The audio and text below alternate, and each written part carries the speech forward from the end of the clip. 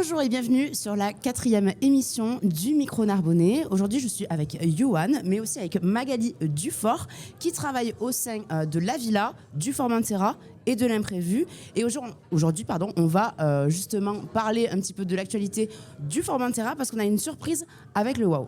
Donc Magali, je te laisse te présenter. Tu fais quoi exactement au sein de ces 3 établissements ? Bonjour, merci de m'avoir invitée. Je suis en charge de toute la partie communication et création de soirées pour les 3 établissements, Formentera, la Villa et l'imprévu. Donc on s'occupe de mettre en place toute la partie booking d'artistes, mais pas que, puisque sur Formentera notamment, et notamment pour cet été, on a prévu plein de surprises, la raison pour laquelle je suis ici maintenant. Exactement. Alors, est-ce que tu peux nous parler un petit peu, parce qu'on va parler précisément du Formentera, est-ce que tu peux nous parler de l'actu du Formentera cet été ? On a beaucoup travaillé cet hiver pour changer l'image du Formentera. On a apporté beaucoup de nouveautés, que ce soit dans la restauration, dans les services que l'on propose. Formentera, c'est un établissement qui est ouvert tous les jours de midi à 2h du matin avec un service de restauration en continu de midi à 23h.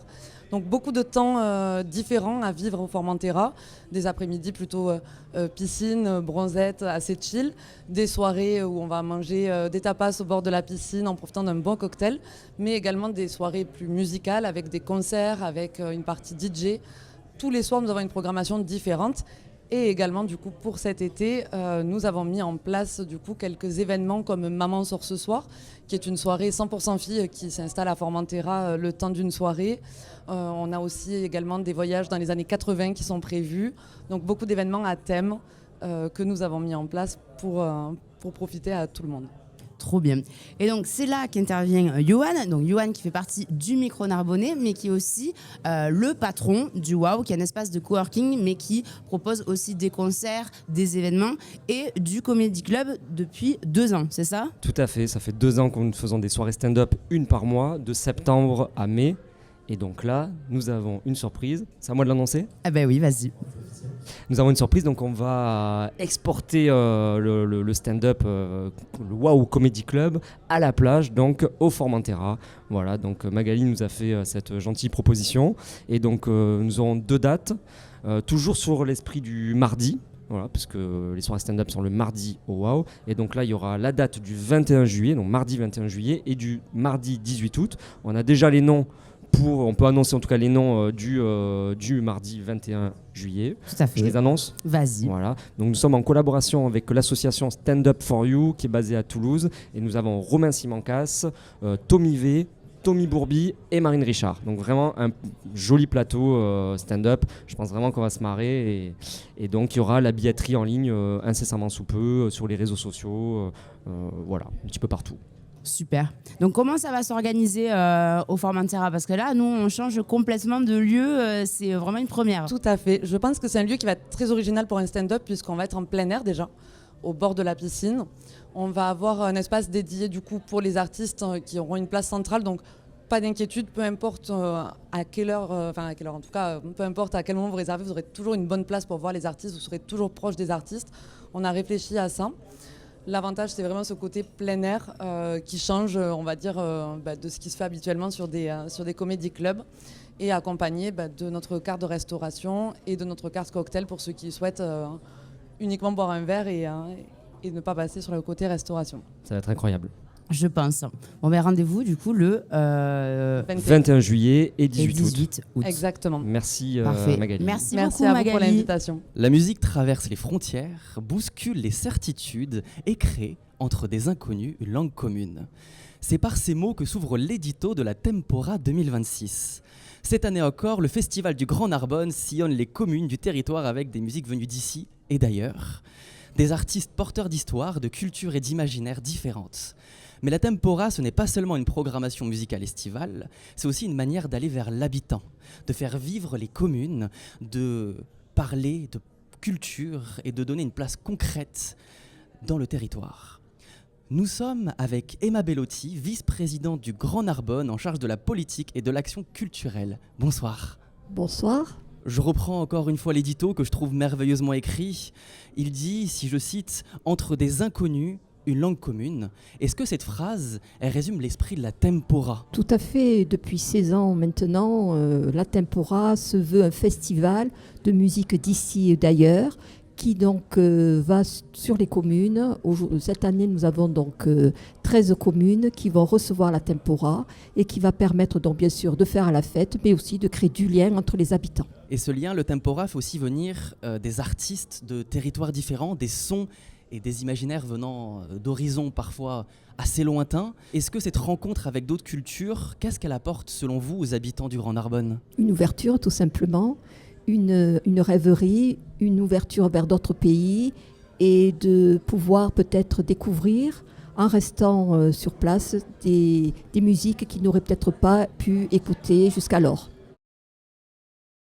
Il faut préciser que la tempora, c'est aussi un festival qui est itinérant, donc qui va dans les communes, dans les villages, dans les paysages variés du Grand Narbonne. Narbonne porte-t-il à travers cette idée d'aller chercher le public là où il est?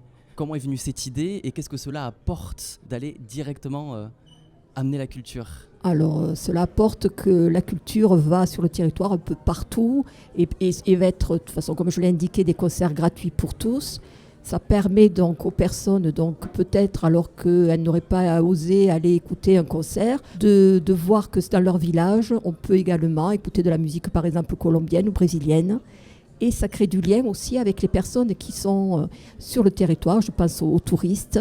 Et donc tout ça fait qu'il y a un vivre ensemble qui est assez formidable tous les mardis, tous les jeudis soirs, à partir donc du 2 juillet jusqu'au 6 août. Et au-delà du concert en lui-même, la tempora peut apporter, qu'est-ce qu'elle peut apporter concrètement aux communes qui l'accueillent en fréquentation, en images, en lien social? Quels sont les objectifs à ce niveau-là? Alors, il faut dire que la tempora, ce n'est pas qu'une scène musicale.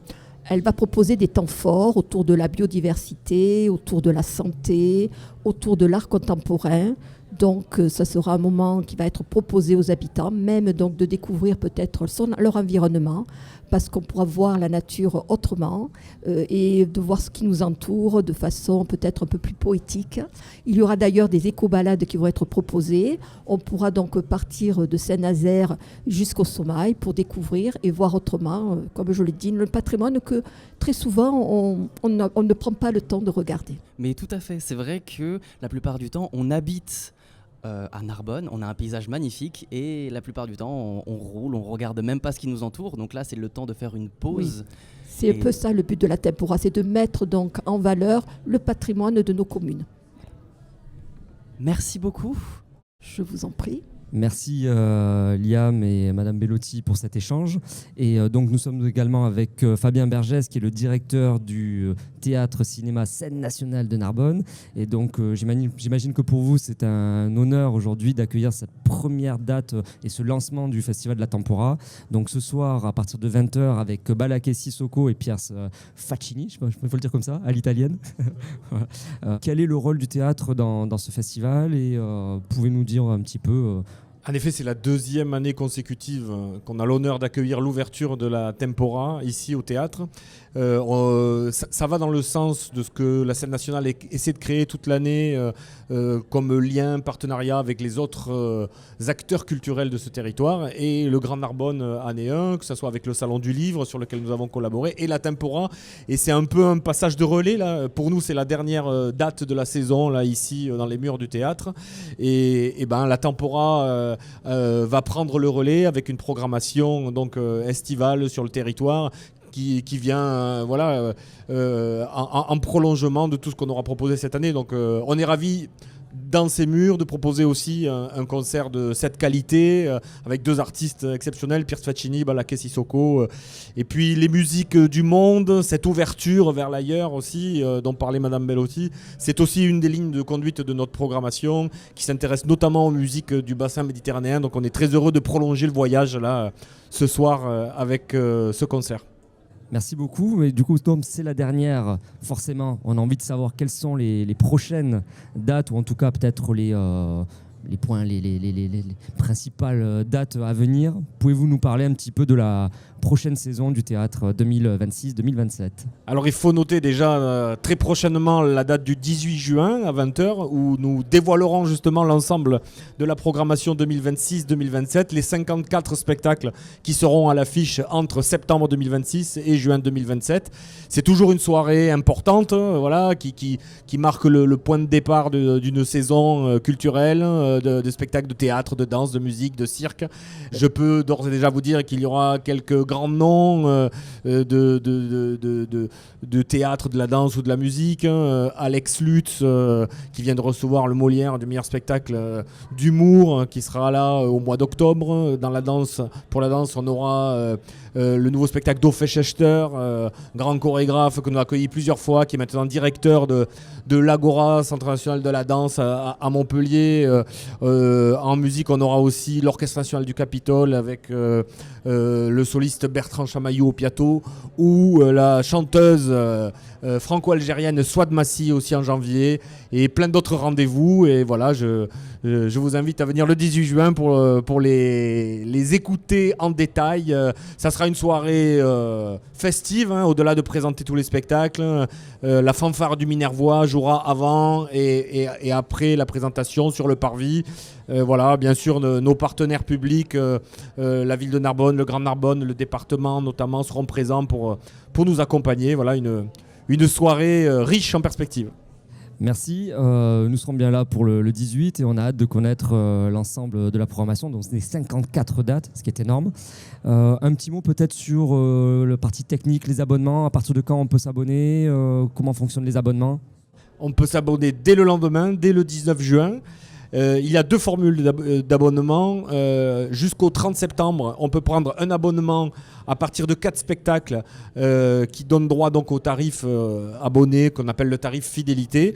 Ça, c'est pour tous les gens qui aiment bien prévoir leur saison à l'avance, qui savent un peu les spectacles qu'ils vont venir voir.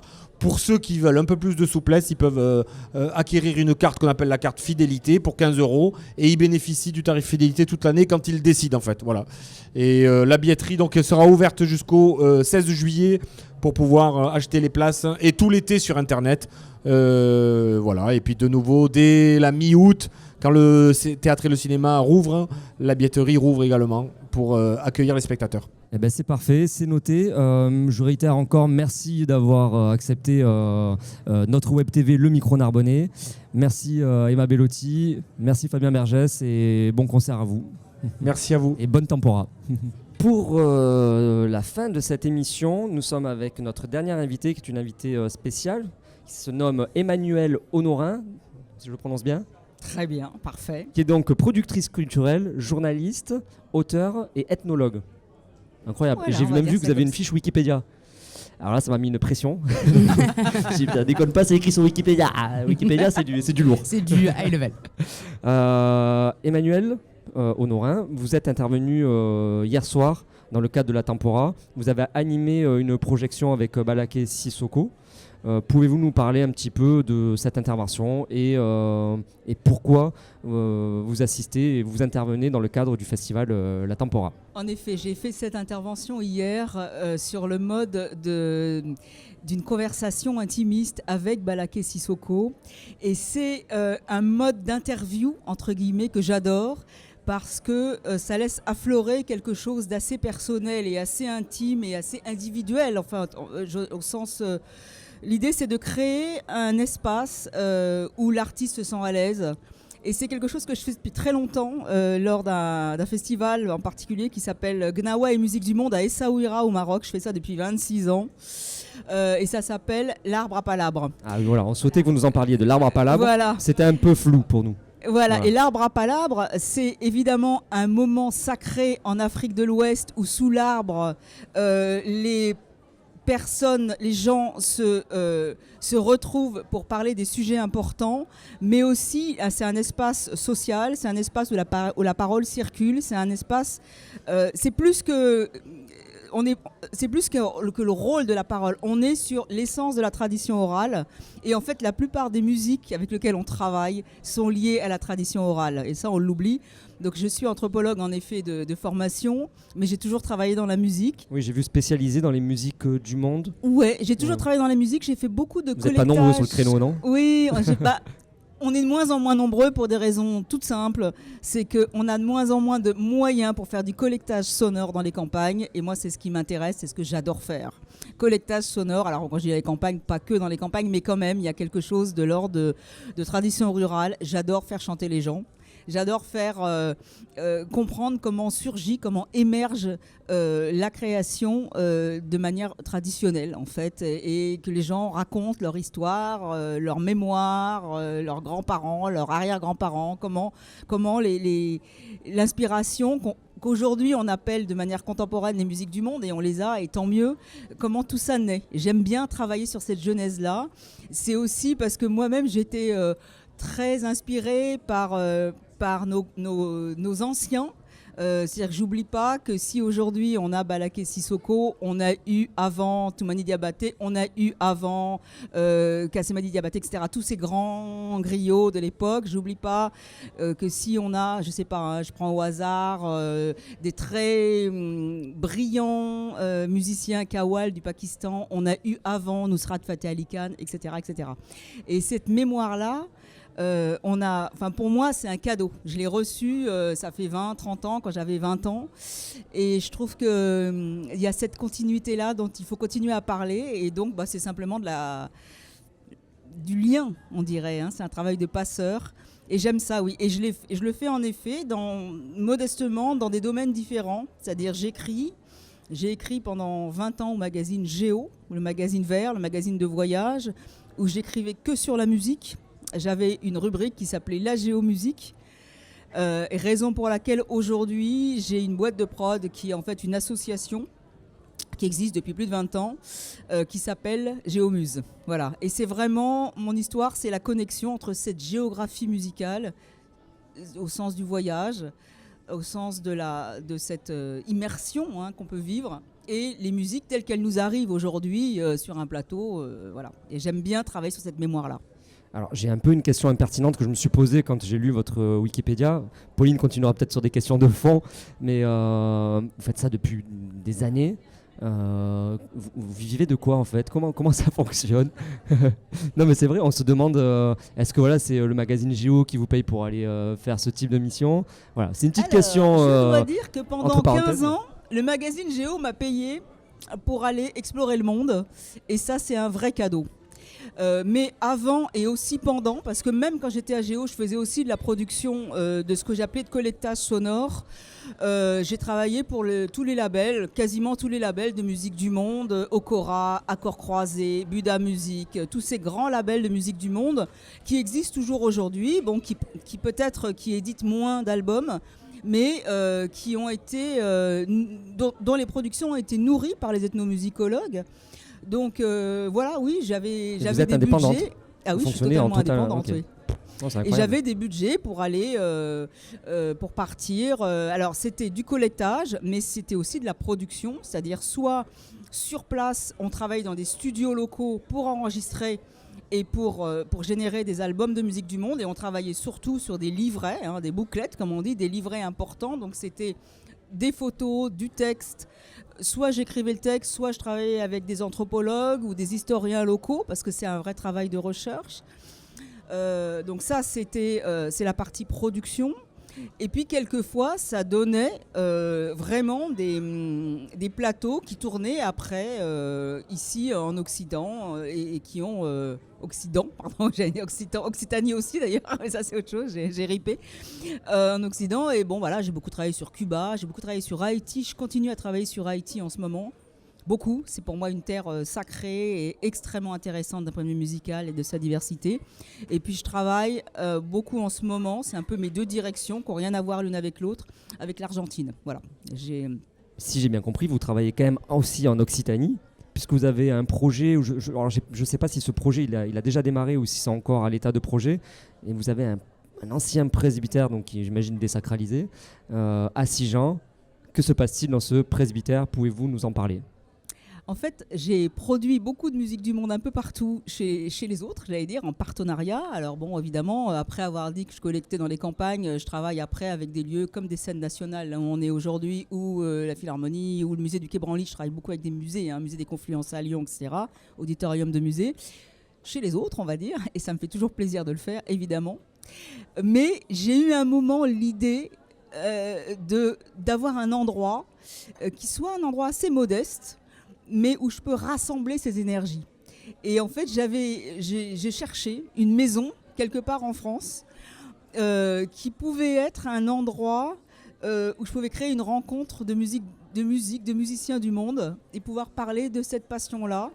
Il n'y a pas besoin d'avoir une très grosse jauge au sens du public. Donc l'idée, c'est pouvoir faire des petites réunions de musique du monde, mais aussi un lieu de résidence, mais aussi un lieu de transmission, on va dire au sens plus large du terme, où on peut faire évidemment ce que je fais là, l'arbre à palabre, la résidence d'artistes, et puis pourquoi pas des petits concerts. Alors il y a un patio dans ce presbytère, c'est magnifique. Donc c'est le presbytère de Sigean, c'est ce qu'on appelle la maison Molière. C'est l'endroit où Molière dormait en 1642 quand Louis XIII descendait sur les terres espagnoles et explorait cette frontière-là à l'époque, enfin, cette fameuse frontière où... Vous la connaissez l'histoire en fait? Oui, je la connais un petit peu, je ne suis pas historienne, mais évidemment que symboliquement ça m'intéresse d'avoir acheté la maison de l'artiste. Voilà, et bien sûr, c'est très très fort. Mais l'idée c'est qu'il y a un très beau patio en pierre et c'est de pouvoir faire des rencontres de musique du monde dans cet endroit. Voilà. Est-ce qu'il y a déjà une programmation de prévue? Il y a un site internet où on peut aller explorer? Alors pas du tout, pour une raison toute simple. Il n'y a pas de programmation pour une raison toute simple, c'est que c'est encore en travaux, c'est que ça a duré, voilà. Les travaux durent beaucoup plus longtemps que je le pensais. C'est assez classique d'après ce que je comprends. Je l'ai acheté, ça fait 1 an et demi, donc c'est très récent. Parce que ça doit être classé bâtiment de France, quelque chose comme ça? Pas tant que ça. C'est dommage d'ailleurs parce que du coup j'aurais pu être aidée. Mais bon voilà. Après la toiture était à refaire alors que ça n'avait pas été vu dès le départ, etc. Donc oui, ça prendra un peu plus de temps que prévu.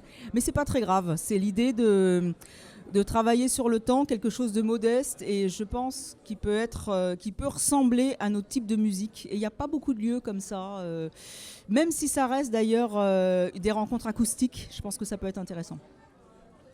Pauline? Mais moi, ça a répondu à toutes mes questions. Je voulais justement savoir un petit peu votre actualité parce que vous avez produit beaucoup de concerts, de scènes, de spectacles. Vous avez écrit, en fait, vous avez plusieurs casquettes. Donc, quelle est votre actualité là en ce moment? Où êtes-vous? Alors, je travaille sur 2 directions. La première, c'est l'Argentine, parce que ça fait 30 ans que je vais à Buenos Aires. J'ai écrit le dictionnaire passionné du tango aux éditions du Seuil, qui est une sorte d'abécédaire qui fonctionne très bien, qui est un dictionnaire un peu ludique, c'est une histoire assez marrante, et qui me fait voyager, parce que d'avoir écrit un dictionnaire, je suis demandée partout pour en faire le commentaire, et ça c'est assez rigolo. Et bon voilà, et donc je travaille, j'ai programmé pendant 15 ans la Bellevilloise à Paris, qui est un lieu...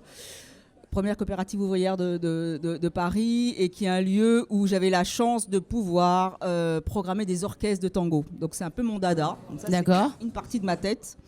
Et donc je continue à danser, j'allais dire, mais aussi à programmer du tango. Et l'autre partie, en ce moment, de ma tête, parce que ça peut bouger, mais en ce moment c'est ça, je travaille beaucoup sur Haïti. Première république noire au monde, rapport à l'histoire absolument extraordinaire et rapport à la musique extraordinaire aussi et très peu connu.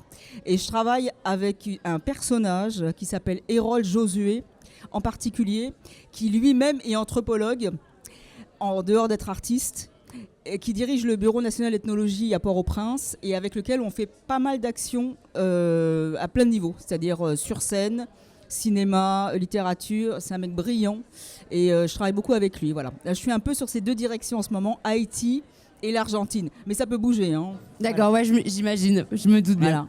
Voilà. Emmanuel Honorin, merci pour cet échange. Pauline, merci. On clôture cette 4e édition du Micro Narbonnais. Je peux rajouter un petit mot ou pas? Bien sûr. Je voulais juste te dire que je suis très émue et très contente en fait d'être là, de rencontrer toute cette diversité d'acteurs, parce que franchement, c'est une vraie surprise pour moi. Je me suis retrouvée l'année dernière par hasard au concert d'Arad Kilo à La Franquie, un jour de mois d'août où j'étais seule dans le presbytère dans mon chantier. Et j'ai été rencontrer et discuter avec Ghislain Duverdier, mais comme ça, sans connaître vraiment tout ce qu'il y avait autour. Et j'étais vraiment très très heureuse et surprise de savoir qu'on pouvait avoir une programmation si pointue. Vraiment, pour moi, c'est un cadeau. C'est vraiment un cadeau, quoi. Et je parle pas de la scène nationale ici, quoi. C'est super. Ah, c'est sûr que ce festival correspond tout à fait à votre parcours. Ah oui, complètement. Ah oui, on parle vraiment la même langue, quoi. On va le renommer, la Tempora d'Emmanuel Norin. Non, mais ça me fait vraiment. C'est un très bon partenaire. Enfin, c'est magnifique. Ah ouais, vraiment. c'est clair. Merci beaucoup. Merci. Bon concert. Merci.